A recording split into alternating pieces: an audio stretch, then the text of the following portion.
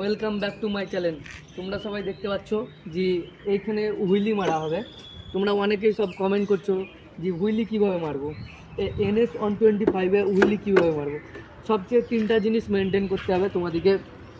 1 নম্বর break, 2 নম্বর clutch ধরতে হবে এই 2 আঙুলে দেখতে পাচ্ছ, আর ছটটা তোমাদেরকে এই 30-35 মতো দিতে হবে। তার মধ্যে তোমাদেরকে আমি একবার তুলে দেখিয়ে দিচ্ছি, ঠিক আছে? দাঁড়াও, তোমাদেরকে তার মধ্যে তুলে দেখিয়ে দিচ্ছি। বাইকটা ঘুরাই, সূর্যটা বন্ধ করবো রে, বেশি তুলাম না। হ্যাঁ, বন্ধ করবো, বন্ধ করতে দিলাম।